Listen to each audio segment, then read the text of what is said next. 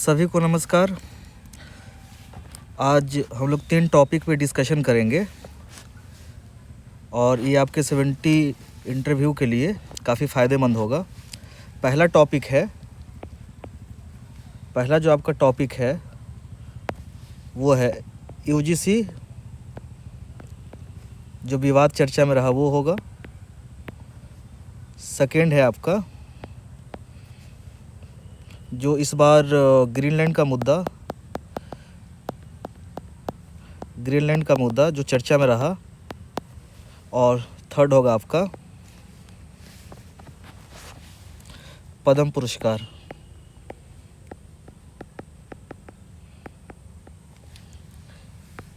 तो current affair की ये जो 3 टॉपिक है काफ़ी इम्पोर्टेंट है, हम लोग एक बार इसको देख लेते हैं। पहला है यूजीसी विवाद। अभी आपने देखा होगा कि यूजीसी का एक नियम आया है, उसको लेके पूरा देश भर में आंदोलन चला। तो जो भी जिनका भी अभी इंटरव्यू हुआ है उनसे ये सवाल पूछा गया है, और चूँकि अभी सुप्रीम कोर्ट में मैटर चला गया है तो आने वाले समय में भी ये काफ़ी इम्पोर्टेंट बन जाता है और आपसे पूछा जा सकता है। तो देखिए थोड़ा सा हम लोग देख लेते हैं कि इसमें क्या क्या है। पहला है कि यूजीसी ने 2026 में, मतलब इस साल, उच्च शिक्षण संस्थानों के लिए जिसमें कॉलेज और यूनिवर्सिटी दोनों शामिल, कॉलेज और यूनिवर्सिटी, इनके लिए एक नियम जारी किया। यूजीसी ने उच्च शिक्षण संस्थान जिसमें कॉलेज और यूनिवर्सिटी है उसके लिए एक नियम जारी किया, जिसका मुख्य उद्देश्य था कि कॉलेज यूनिवर्सिटी में भेदभाव को रोका जाए और समानता को बढ़ावा दिया जाए।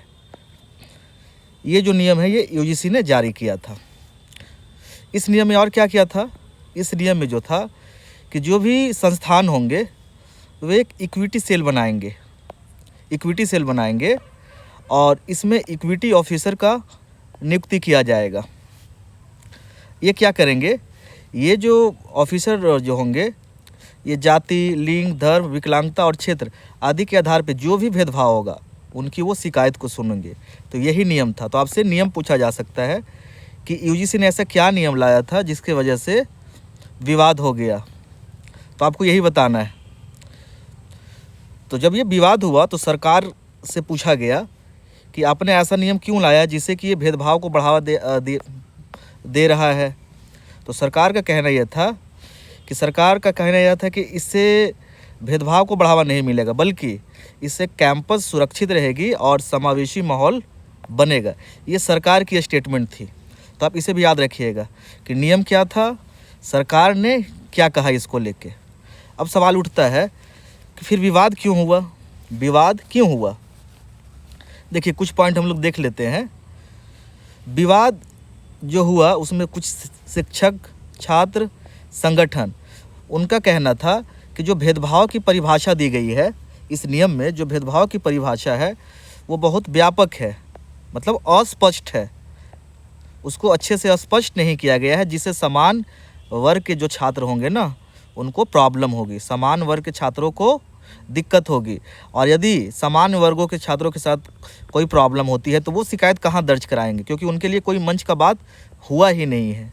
इसमें मुख्य रूप से SC, ST, OBC इन पे ध्यान दिया गया था।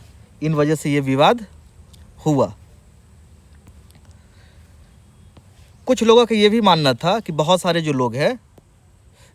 जो छात्र हैं जो यूनिवर्सिटी और कॉलेज में पढ़ रहे हैं वह झूठी या दुर्भावपूर्ण शिकायतों का भी उपयोग कर सकते हैं। मतलब वो किसी के खिलाफ झूठी शिकायत कर सकते हैं, दुर्भावनापूर्ण से कर सकते हैं। इससे क्या होगा कि सामान्य वर्ग के जो छात्र हैं वो असुरक्षित हो जाएंगे। तो इन वजहों से इसका विरोध हुआ। इस पर सुप्रीम कोर्ट ने क्या कहा? जब ये मामला सुप्रीम कोर्ट में PIL पे गया तो सुप्रीम कोर्ट का यही कहना था कि पहली नज़र में देखने पे ये कानून अस्पष्ट लग रहा है। कुछ प्रावधान का दुरुपयोग अवश्य हो सकता है। यह स्पष्ट नहीं है कि आरोपों की जांच और दंड की प्रक्रिया कितनी संतुलित होगी। ये सुप्रीम कोर्ट का कथन था कि पहली नज़र में यह स्पष्ट लग रहा है, प्रावधान जो है वो दुरुपयोग हो सकते हैं, और आरोपों की जांच और दंड की प्रक्रिया कितनी संतुलित होगी ये भी स्पष्ट नहीं है। कोर्ट ने कहा कि जब तक अंतिम फैसला नहीं आता तब तक पुराने नियम ही लागू रहेंगे। तो अभी ये मामला न्यायालय में चला गया है और न्यायालय के अधीन में है, तो आपसे सिर्फ ये पूछा जाएगा कि ये बताइए कि यूजीसी का नया नियम क्या था, इसको लेके क्यों विवाद उभरा, सरकार ने इस पे क्या डिसीजन दिया और सुप्रीम कोर्ट ने इस पे क्या कहा। तो आप लोग इसे अच्छे से तैयार कर लीजिएगा।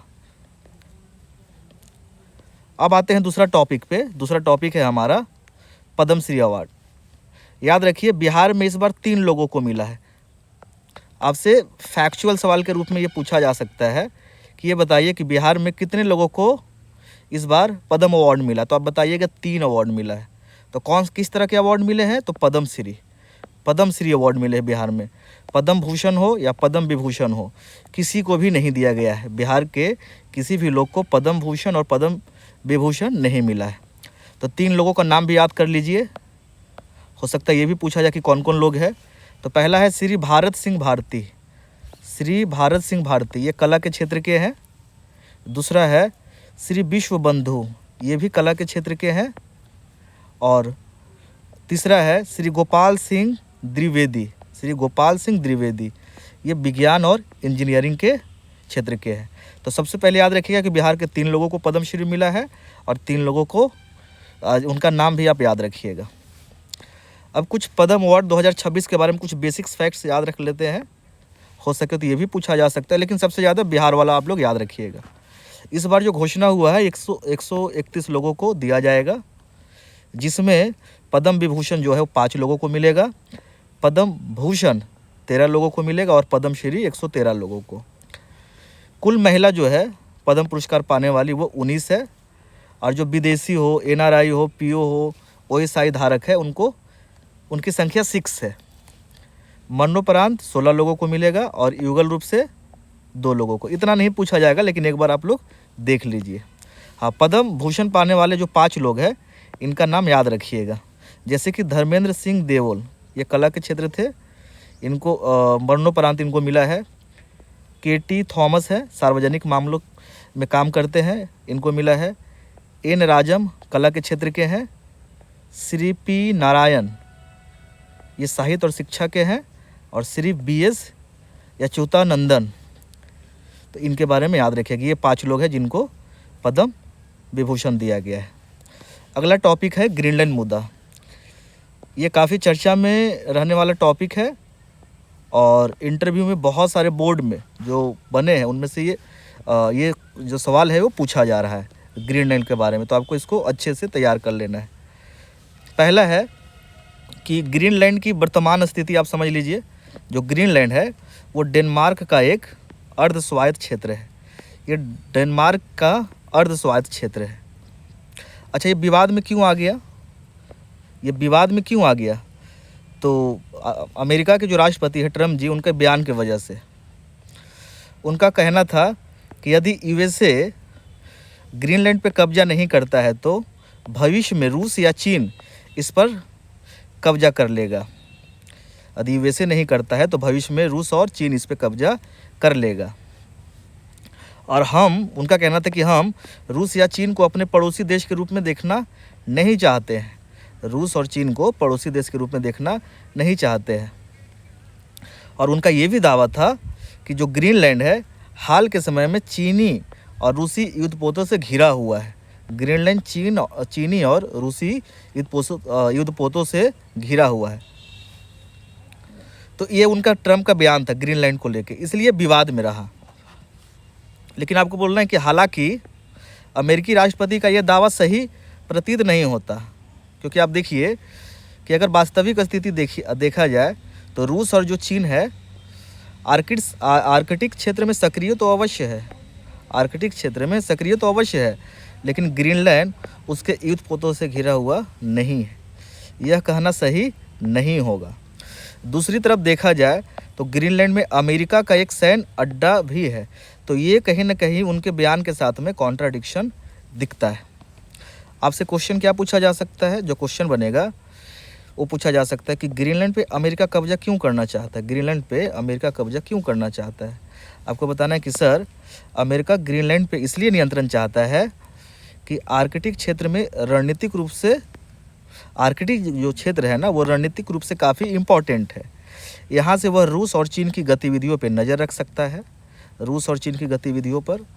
मिसाइल चेतावनी प्रणाली भी वो लगा सकता है और नए आर्कटिक व्यापार मार्गों को सुरक्षित कर सकता है।